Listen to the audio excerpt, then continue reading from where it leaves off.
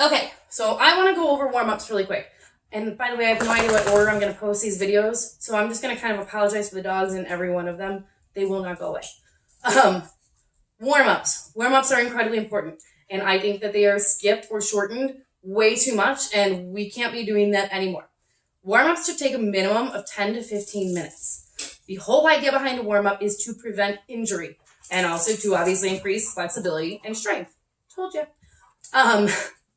In order to do warm-ups properly, you need to actually warm up their muscles first. All too often, I see girls stretching, and then they're running around the track when they're done. Makes no sense. You're not doing your body any good.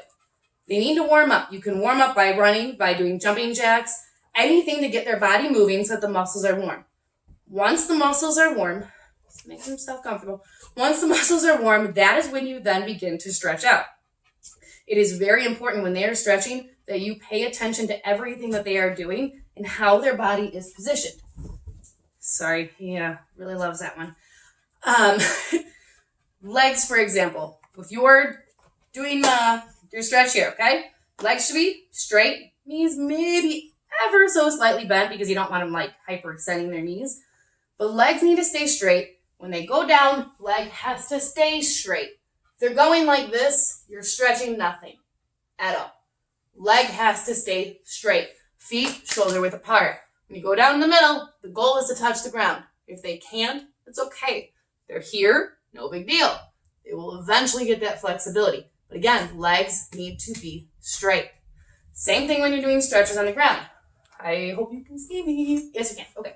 So if you're in a straddle position, the legs need to be like they are in a jump. Knees always to the sky. Always. Hips rotated out, feet straight.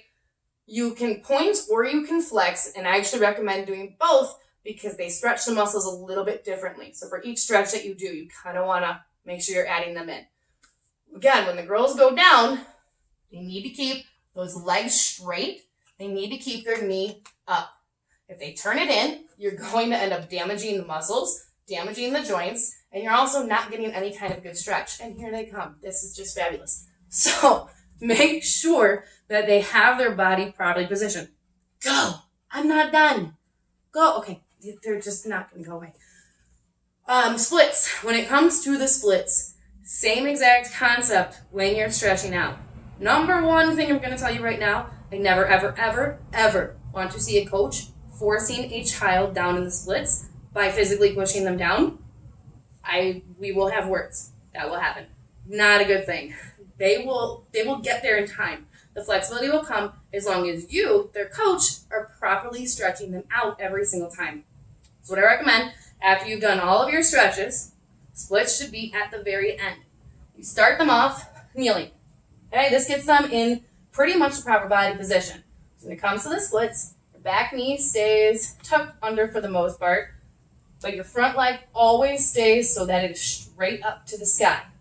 So they put this one out front, keep it straight, then have them put their hands on the ground, and then slide in.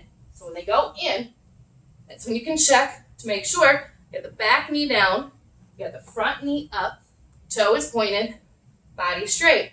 Not everybody's going to be able to go down. If they're here, that's fine, but don't let them do this.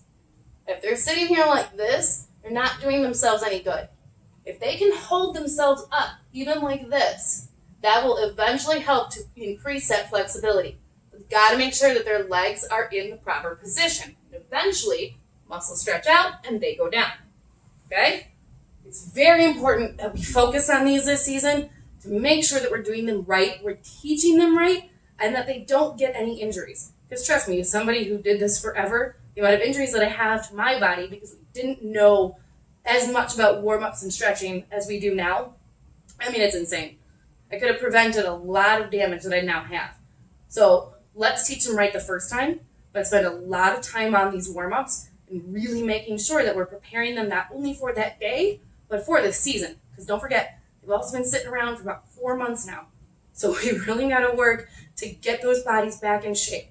So make sure every single thing you follow to a T so they're not going to hurt anything in their body. Their joints, their muscles, whatever it may be.